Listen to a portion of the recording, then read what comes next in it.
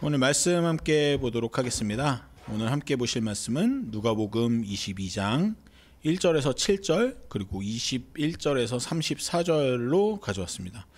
다 읽을까 했는데 조금 길어가지고 좀 끊어가지고 두 부분 가져왔는데 제가 본문 새한글 버전으로 봉독하도록 하겠습니다. 넘는 명절이라고 하는 누룩 없는 명절이 가까워 오고 있었다. 대제사장들과 율법학자들이 예수님을 어떻게 없애버릴지 방법을 찾고 있었다. 그들은 백성을 두려워하고 있었기 때문이다. 그런데 사탄이 가룟 사람이라고 하는 유다에게 들어갔다. 그는 12의 수에 드는 사람이었다.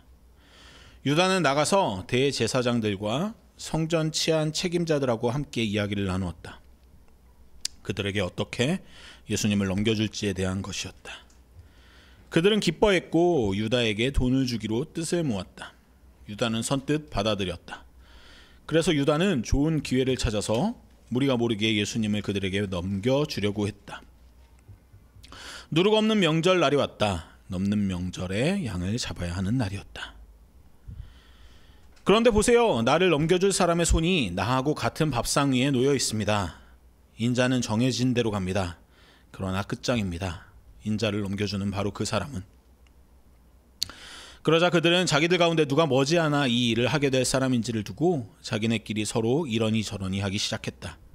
그들 사이에 다툼도 일어났다. 문제는 자기들 가운데서 누가 가장 높다고 생각되느냐 하는 것이었다. 예수님이 그들에게 말씀하셨다. 다른 민족들의 임금들은 그들의 주인 노릇을 하고 권력 있는 사람들은 그들에게 좋은 일을 베푸는 사람이라 불립니다. 그러나 그대들이야말로 그렇지 않아요. 그대들 가운데서 가장 높은 사람은 오히려 가장 어린 사람처럼, 또 우두머리인 사람은 섬기는 사람처럼 되어야 해요. 누가 더 높은 사람입니까? 밥상머리에 자리 잡고 앉은 사람입니까? 섬기는 사람입니까? 밥상머리에 자리 잡고 앉은 사람 아닙니까? 그런데 나는 그대들 가운데서 섬기는 사람으로 있습니다. 그런데 그대들은 내가 유혹받을 때 줄곧 나와 함께 머물렀던 사람들입니다. 그래서 나도 그대들에게 나라를 맡깁니다. 나에게 내 아버지께서 맡기신 것처럼요. 그대들이 내 나라에서 나와 한 상에서 먹고 마시도록 하려는 겁니다. 그대들은 임금 자리에 앉아 이스라엘 12지파를 심판하고 다스릴 겁니다. 시몬 보세요. 사탄이 그대들을 마구 요구했어요. 곡식처럼 까부르려고요. 그런데 나는 그대를 위해 매달려 기도했어요. 그대의 믿음이 빛을 잃지 않게 해달라고요. 그러니 그대도 언젠가 돌아선 뒤에는 그대의 형제 자매들을 굳게 세우세요. 그러자 시몬이 예수님께 말씀드렸다. 주님과 함께라면 저는 감옥에도 죽는 자리에도 갈 준비가 되어 있습니다. 예수님이 말씀하셨다. 그대에게 말합니다. 베드로, 그대는 오늘 닭이 울기 전에 3번 나를 안다는 사실을 완전히 잡아뗄 겁니다. 아멘. 오늘 설교를 시작하기 전에 여러분들한테 한 가지 말씀드릴 부분이 있습니다. 오늘은 유다와 예수님에 대한 이야기를 하려고 합니다. 하지만 오늘 누가복음 본문에만 한정되어서 이야기하지는 않고요. 아무래도 사복음서에 나타난 유다와 예수님의 이야기를 전반적으로 말씀드리려고 합니다. 중간중간에 나오는 말씀 본문들을 다 PPT로 띄워드리면 좋겠지만 오히려 조금 오늘은 좀 말씀 본문들이 많다 보니까 너무 많이 띄워드리는 것이 오히려 혼란스러울 수도 있겠다 싶어서 제가 그냥 읽어드리고 넘어가는 부분들도 많다는 점 이해하시고, 또 오늘 누가복음을 넘어서 사복음서를 넘나들면서 유다와 예수님에 대한 이야기를 한다는 점을 양해해 주시면 감사하겠습니다. 오늘은 설교 제목을 설명하면서 이야기를 시작하려고 합니다. 오늘 설교 제목의 모티브는 냉정과 열정 사이라는 책 이름에서 가져왔습니다. 읽어보신 분들도 있겠지만 이 소설은 독특한 구성을 가지고 있습니다. 이 사진에 나오다시피 2권의 책으로 되어 있는 책이고요. 남녀 두 주인공이 같은 시간대에 같은 사건을 각기 다른 시선으로 서술한 내용입니다. 이 책은 그 엇갈린 시선의 간극에서 나오는 여운을 깊이 남겨주는 책이기도 합니다. 같은 순간, 같은 공간에 있었지만 전혀 다르게 해석되는 사건들, 그 엇갈림이 가져오는 안타까움이 이 책의 매력이기도 한 것 같습니다. 오늘 설교의 제목을 예수와 유다 사이로 잡은 이유가 바로 여기에 있습니다. 같은 시간대의 사건을 겪은 두 사람, 서로를 신뢰했던 스승과 제자, 그들이 왜 이런 비극적인 결말을 맞이하게 되었는지 그 엇갈린 시선을 들여다보려 합니다. 오늘은 예수와 가룟 유다가 어떻게 서로를 오해했고 그 과정에서 어떤 비극이 생겨났는지, 그리고 그것이 우리에게 주는 의미는 무엇인지 함께 살펴보겠습니다. 가룟 유다 사건을 읽을 때마다 저는 매번 이 몇 가지 해결되지 않는 의문에 부딪히곤 합니다. 첫째로, 유다는 왜 예수님을 배신했을까요? 보통 유다의 배신을 설명할 때 성경 말씀에 근거해서 유다는 돈에 대한 욕심이 많은 사람이었고, 그런 돈에 대한 욕심을 많은 유다에게 사탄이 들어가서, 나쁜 마음이 들어가서 예수님을 배신했다 라고들 하는데, 정말 돈에 대한 욕심 때문이었을까요? 아니면 다른 이유가 있었을까요? 둘째로, 예수님을 잡아 죽이려는 사람들은 계속 존재했는데 그 사람들한테 유다의 배신이 꼭 필요했을까요? 예수님은 공개적으로 활동하셨잖아요. 어디 숨어 지내신 것도 아니었는데 굳이 내부자의 배신이 필요했을까요? 쓸데없는 배신을 한 건 아닐까요? 라는 생각들도 하게 됩니다.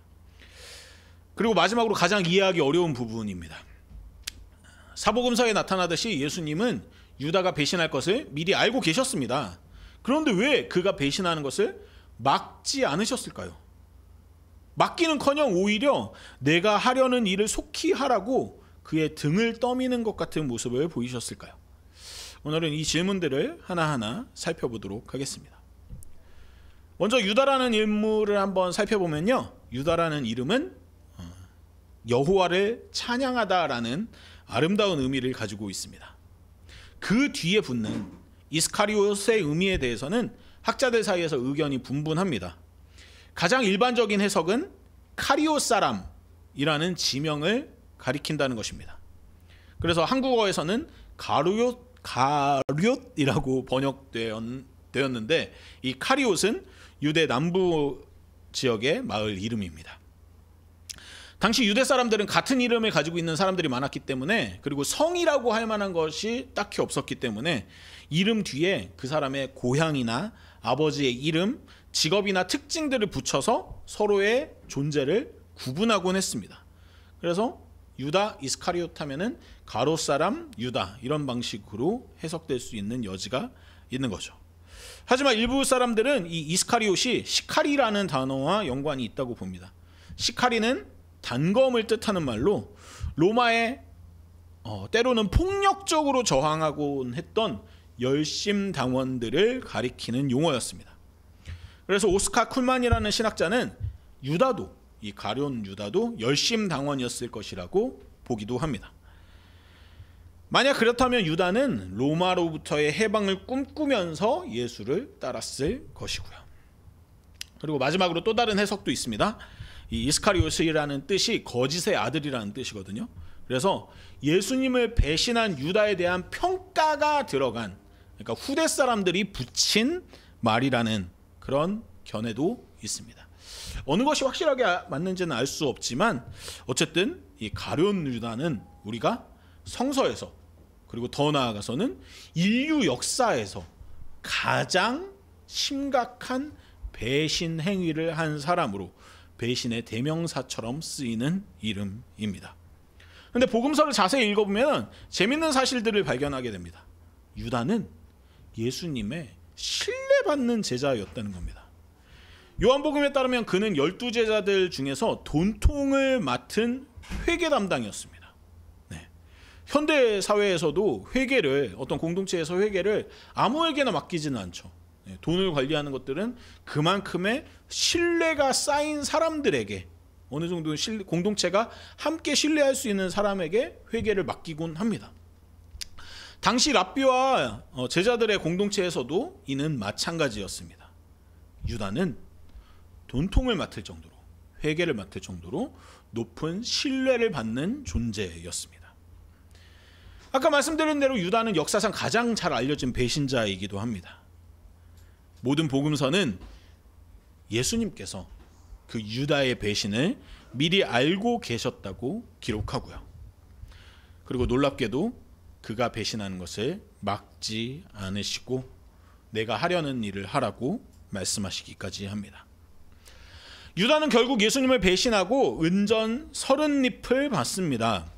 복음서는 이를 은 30이라고만 기록합니다. 보통 이제 이 30 뒤에 화폐 단위가 나와야 되는데 정확한 화폐 단위가 나오지는 않습니다.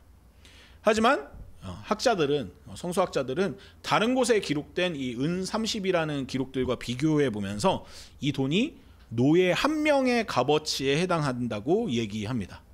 노예 한 명을 살 수 있는 돈, 어떻게 보면 적은 돈이라고 할 수는 없겠지만 인생을 바쳐서 따르던 스승을 배신할 정도로 어마어마하게 큰 돈이라고도 할 수 없는 돈이겠습니다. 유다에게 주어진 돈은 그 정도의 값어치였습니다. 유다는 배신 이후에 예수님께서 재판장으로 끌려가시는 것들을 보고 깊은 죄책감에 빠집니다. 그는 받았던 돈을 돌려주고 결국 스스로 목숨을 끊죠. 전통적으로 유다가 왜 배신을 했느냐라는 것에 대한 답으로 교회는 유다가 돈 때문에 예수를 배신했다고 가르쳐 왔습니다.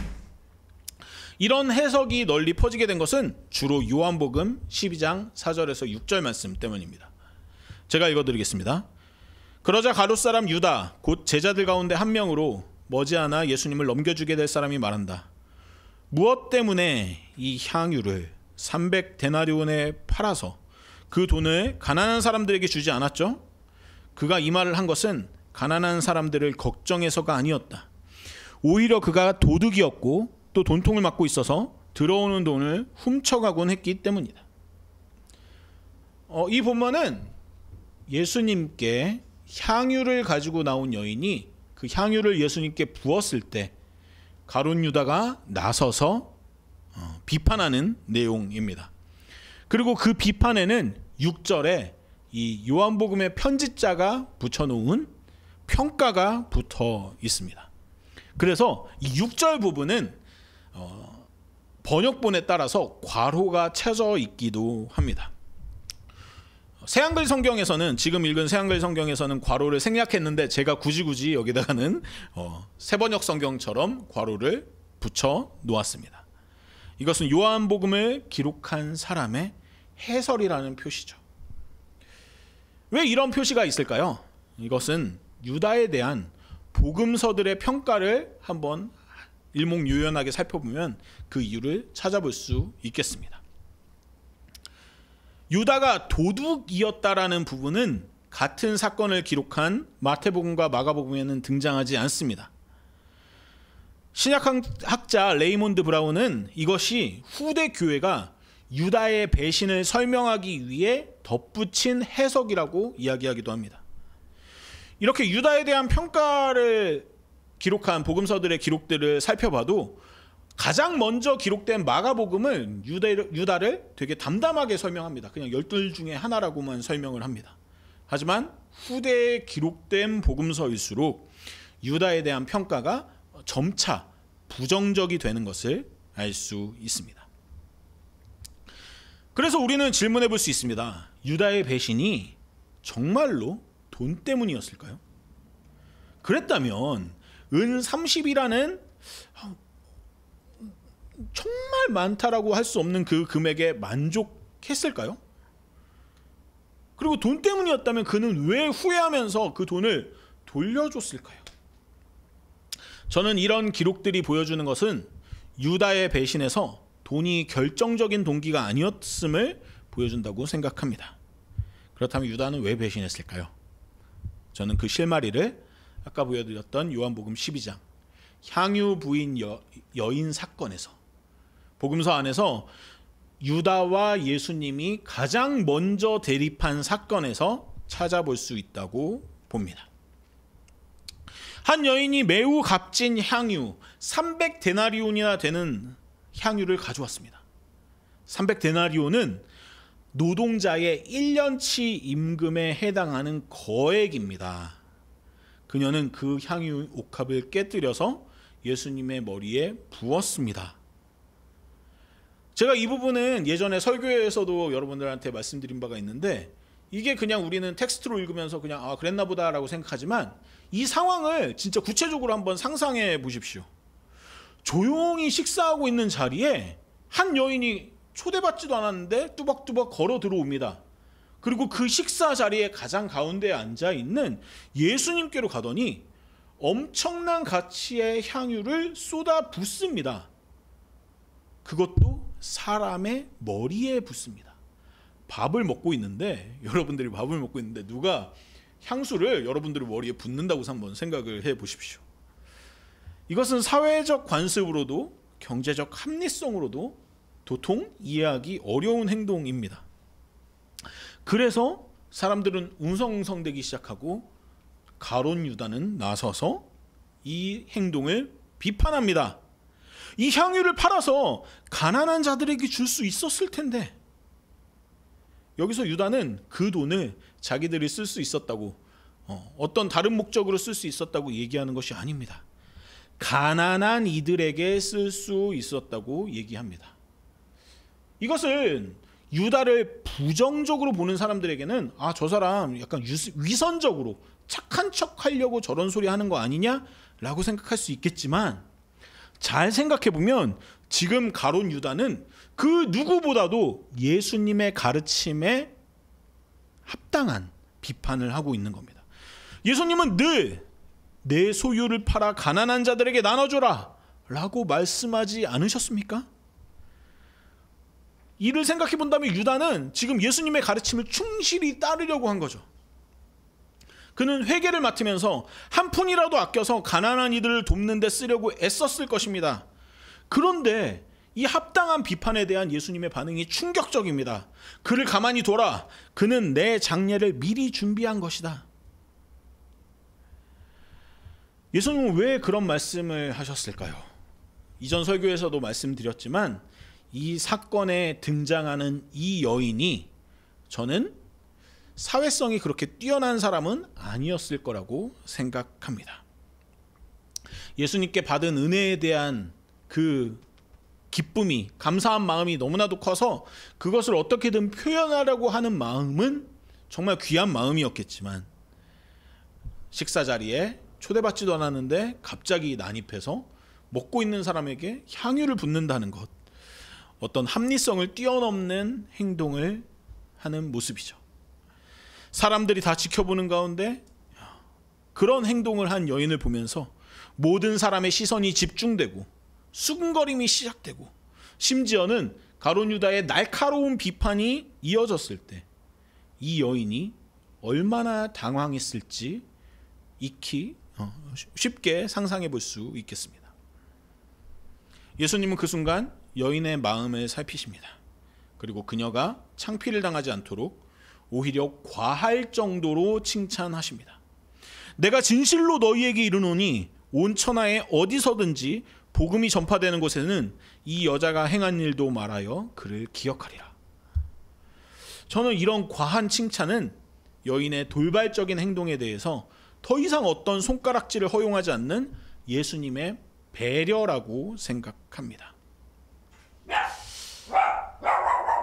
하지만 그 이야기를 들은 유다의 마음은 어땠을까요? 제가 유다였다고 한번 상상해 봤습니다. 유다는 아마도 깊은 배신감을 느꼈을 것 같습니다. 자신의 모든 것을 버리고 따른 예수, 메시아라고 믿고 이 땅에 하나님 나라를 가져올 것이라고 확신했던 예수, 그의 가르침은 너무나도 귀한 가르침이었습니다. 가난한 자들의 것을 착취해서 자신의 배를 불리던 종교 지도자들과는 달리 어떻게든 가난한 이들의 편에 서고 약자들의 편에 서려고 했던 예수님의 가르침은 너무나도 따르기에 합당한 가르침이었습니다. 그래서 유다 또한 회계를 맡아서 한 푼 한 푼 아껴가며 가난한 이들을 도우려고 애썼습니다. 그런데 그 예수님이 300데나리온이나 되는 향유를 자신한테 그냥 낭비해버리는 걸 허락하시다니. 더구나 그것을 자신의 장례 준비라며 미화하기까지 한다니. 이것은 지금까지 예수님이 가르친 것과 모순되지 않습니까? 서기관들과 바리새인들에게 과부의 가산을 삼킨다고 비판하셨던 예수님이 지금 가난한 자들에게 갈 수 있는 거액을, 그들의 배를 채울 수 있는, 그들의 옷을 입힐 수 있는 거액을 자기 자신 한 명만을 위해서 낭비하도록 허락하시는 것 아닙니까? 성서학자 윌리엄 클라센도 자신의 논문 유다 배신자인가 친구인가 라는 논문에서 유다가 단순한 배신자가 아니라 환멸을 느낀 제자였을 가능성을 제기합니다. 유다는 예수님이 다른 종교 지도자들과는 다르다고 믿고 따랐을 것입니다. 하지만 이 향유부인 여인 사건에서 예수님도 다른 종교 지도자들과 다를 바가 없구나. 자신의 인기를 이용해서 사람들의 재산을 갉아먹는, 자신을 찬양하는데 과도한 돈을 사용하게 만드는 사이비 교주처럼 보였을지도 모르겠습니다. 더 나아가서 유다는 이런 일이 반복될 것을 우려했을 수도 있습니다. 예수님을 추종하는 사람들이 경쟁적으로 값비싼 선물을 바치기 시작한다면 예수님으로부터 시작된 하나님 나라를 만드는 움직임이 결국 또 다른 종교 권력이 되는 것은 아닐까 유다는 걱정했을 수도 있겠습니다. 유다는 그런 걱정과 불안으로 여인의 행동을 비판했지만 돌아온 예수님의 대답은 유다를 침묵시키는 과도한 칭찬이었습니다. 배신감과 실망감을 느낀 유다. 하지만 그 속에서도 유다는 여전히 한 가닥 희망을 품었을 수도 있습니다. 만약 예수님이 정말 메시아라면 내가 배신해서 그가 곤란한 상황에 빠진다 해도 그는 그 곤란한 상황을 얼마든지 헤쳐나갈 것이고 그 자신의 진정한 능력을 드러내서 정말로 자신이 그렇게 말하던 가난한 자들을 위한 하나님 나라의 왕국을 이 땅에 이루실 것이라고, 로마 권력과 타락한 종교 지도자들 앞에 하나님의 권능을 보이실 것이라고 마지막 한 가닥 희망을 품었을 수도 있겠습니다. 신약학자 김득중 교수님은 유다가 예수를 궁지로 몰아넣어서 그가 메시아적 능력을 발휘하도록 강요하려 했을 가능성을 제시합니다. 그런 해석에 따르면 유다의 배신은 일종의 최후 통첩이었던 거죠. 당신이 진짜 메시아라면 이제 그것을 증명하십시오.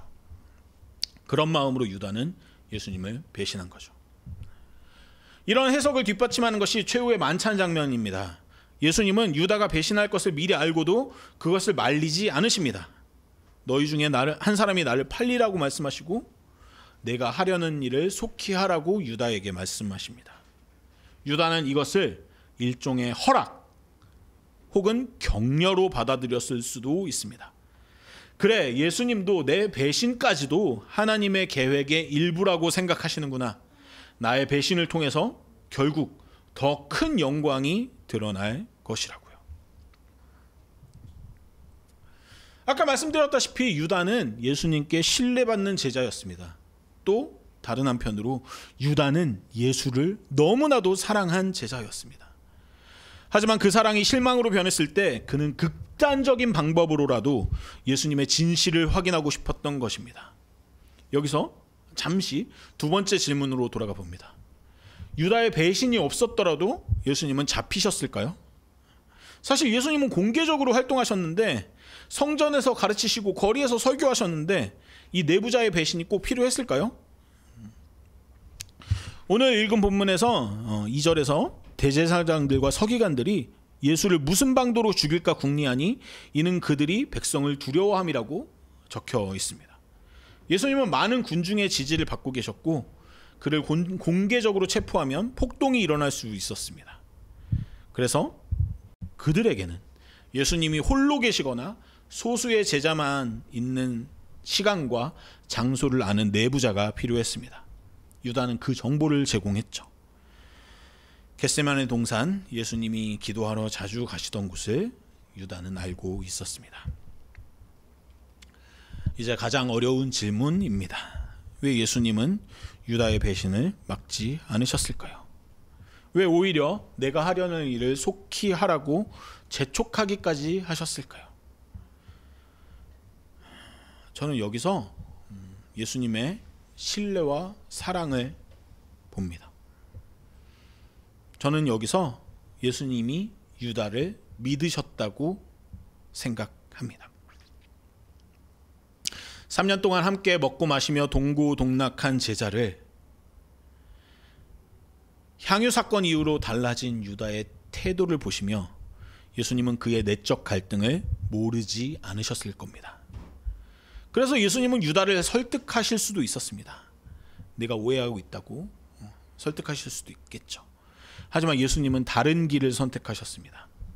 그가 선택하신, 예수님이 선택하신 다른 방법은 베드로와의 대화에서 힌트를 찾아볼 수 있습니다. 예수님이 말씀하셨다. 그대에게 말합니다. 베드로, 그대는 오늘 닭이 울기 전에 3번 나를 안다는 사실을 완전히 잡아뗄 겁니다. 예수님은 유다가 자신을 배신하실 것도, 그리고 베드로가 자신을 부인하실 것도 알고 계셨습니다. 3년 동안 먹고 마시면서 동고동락하면서 그들의 성향을 다 파악하고 계셨기 때문이겠죠. 하지만 그들의 배신도, 그들의 부인도 막지 않으십니다. 왜일까요? 예수님은 베드로의 부인을 예언하심으로써 역설적으로 베드로에게 위로를 주십니다. 베드로가 나중에 자신의 부인을 생각하며 자책할 때 이것도 주님이 이미 아셨던 일이구나. 내가 너무 나쁜 사람이라서, 내가 너무 연약한 사람이라서 이런 짓을 한 게 아니라 어쩌면 이것은 이미 정해진 운명 같은 것이겠구나 라고 생각하면서 스스로를 위로할 수 있도록 예수님은 그것을 미리 말씀하십니다. 실제로 부활하신 예수님은 베드로에게 그의 배신을 전혀 언급하지 않으십니다. 예수님은 유다에게도 같은 것을 기대하셨을 것 같습니다. 유다야, 내가 나를 배신하더라도 그것이 온전히 내 잘못은 아니다. 이것도 하나님의 섭리 가운데 있는 일이다. 너무 자책하지 마라. 예수님이 유다에게 내가 할 일을 속히 하라고 말씀하셨을 때 예수님이 유다에게 기대했던 것은, 유다에게 바랬던 것은 포기가 아니라 신뢰였을 것이라고 저는 생각합니다. 유다야, 나는 내가 돌아올 것을 믿는다. 베드로가 그러했던 것처럼 너도 이 일을 통해서 더 깊은 은혜를 경험하게 될 것이라고요. 하지만 유다는 예수님의 기대와는 다른 선택을 합니다.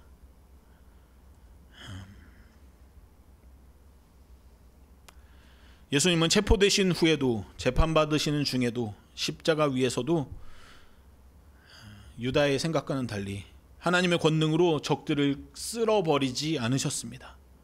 하지만 그렇다고 해서 목숨을 구걸하는 비굴한 모습을 보이시지도 않으셨습니다. 그런 예수님의 모습을 보면서 유다는 충격을 받습니다. 마태복음은 이렇게 기록합니다.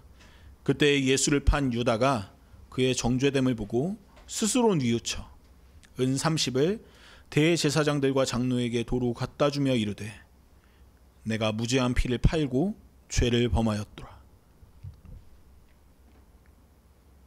유다는 그렇게 돈을 돌려주고 스스로 목숨을 끊습니다. 예수님은 유다가 돌아오기를 기다렸을 것입니다. 베드로처럼, 다른 제자들처럼 부활의 증인이 되기를 바라셨을 것입니다. 하지만 유다는 그 은혜를 받아들이지 못했습니다. 자신의 죄가 너무 크다고, 용서받을 수 없다고 생각했습니다. 여러분, 저는 예수와 유다의 이야기가 단순한 배신의 이야기가 아니라고 봅니다. 이것은 서로를 사랑했지만 오해하고 신뢰했지만 엇갈린 두 사람의 비극입니다. 같은 시간, 같은 공간을 공유했지만 전혀 다른 방향을 바라본 두 시선의 이야기입니다. 이 이야기가 2000년 전의 옛 이야기만은 아니라고 생각합니다. 바로 오늘 우리의 이야기일 수도 있겠습니다. 우리는 가끔 유다처럼 행동합니다. 우리의 기대와 다른 모습을 보이는 사람들을 쉽게 판단하고 정죄하기까지 합니다. 저 사람도 결국 다 똑같아. 처음에는 좋은 줄 알았는데 본색을 드러낸다고. 몇 가지 단편적인 모습만 보고 상대의 전체를 규정하는 것은 우리도 쉽게 저지를 수 있는 실수입니다. 저는 오늘 이 유다의 비극이 공동체에게 던져주는 의미들이 있다고 생각합니다. 먼저는 다른 이들의 몇 마디 말과 행동을 바탕으로 그 존재에 대한 성급한 판단을 내리는 것을 경계하는 이야기라고 생각합니다. 유다는 향유 사건 하나만 보고 예수님 전체를 판단했습니다. 우리도 종종 그렇게 합니다. 한 사람의 한 가지 행동만 보고 그 사람 전체를 규정해버립니다. 하지만 사람은 그렇게 단순하지 않습니다. 그런 성급한 판단을 피하기 위해서라도 우리는 대화와 소통을 계속해 나가야 합니다. 만약 유다가 예수님께 솔직하게 물었다면 어땠을까요? 주님, 저는 이해가 안 됩니다. 왜 그 여인의 낭비를 허락하셨습니까? 그것이 주님이 가르치신 것과 어떻게 일치합니까? 만약 그런 대화가 있었다면 비극은 막을 수 있었을 것입니다. 마지막으로 공동체 안에서 용서와 은혜의 수용이 필요합니다. 유다의 가장 큰 비극은 자신의 행동이, 자신의 배신이 용서받을 수 없다고 스스로 판단한 것입니다. 생각해 보십시오, 여러분. 신약 성경을 기록한 예수님의 제자들 그리고 사도 바울은 모두 예수님을 배신했거나 예수님을 부인했거나 예수님을 믿는 사람들을 잡아 가둔 혹은 스데반의 순교 사건에 참여한 어쩌면 크나큰 죄를 저지른 사람들이었습니다. 하지만 그들의 배신은, 부인은, 잘못은 예수님 안에서 수용되고 용납받고 그들은 우리의 신앙의 위인들로, 선배들로 남아 있습니다. 예수님은 십자가 위에서도 아버지여 저들을 사하여 주시옵소서라고 기도했는데 예수님이 유다의 배신을 용서하지 않았을 리가 없습니다. 하지만 유다는 그 용서가 자신에게 해당되지 않는다고 생각했습니다. 우리는 함께하면서 서로를 성급한 판단을 통해 평가하기도 하고 대화와 소통에 실패하기도 합니다. 하지만 괜찮습니다. 그 실패는 영원한 절망이 아닙니다. 당연히 우리는 오해하고 실수하는 존재들입니다. 그런 우리들의 실수가 공동체 안에서 받아들여지는 경험이 무엇보다도 우리 공동체에 필요하다고 생각합니다. 저는 우리 공동체가 다름을 인정하고 포용하는 곳이 되기를 소망합니다. 유다처럼 의문을 품는 것도 괜찮습니다. 그 의문을 솔직하게 나눌 수 있으면 좋겠습니다. 베드로처럼 실패하고 넘어져도 괜찮습니다. 다시 일어설 수 있는 은혜가 여기 있기 때문입니다. 예수님과 유다는 이 땅에서 결국 화해하지 못했습니다. 하지만 저는 믿습니다. 하나님의 크신 은혜 안에서 영원한 나라에서 그들도 다시 만났을 것입니다. 유다도 결국 용서받을 것입니다. 왜냐하면 예수님의 사랑이 유다의 죄보다 크기 때문입니다. 우리는 이 땅에서 화해할 기회를 아직 가지고 있는 존재들입니다. 오해를 풀 수 있는 시간이 있죠. 사이를 좁힐 수 있습니다.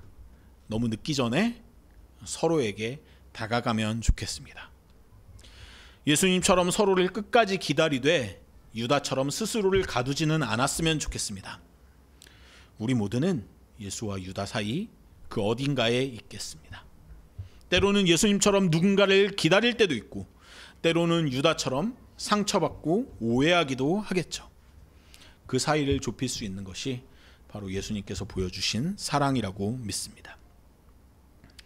판단하지 않는 사랑, 끝까지 기다리는 사랑, 용서하고 용서받는 사랑입니다. 지금 우리는 서로를 부분적으로만 알고 희미하게만 봅니다. 그래서 오해하고 실망합니다. 하지만 언젠가는 온전히 알게 되겠죠. 그때까지 우리가 할 일은 사랑으로 그 빈틈들을 채우는 것입니다. 불완전하게 아는 가운데서도 사랑하고, 오해의 가능성을 품고도 신뢰하고, 실패할 것을 알면서도 다시 시도하는 것입니다.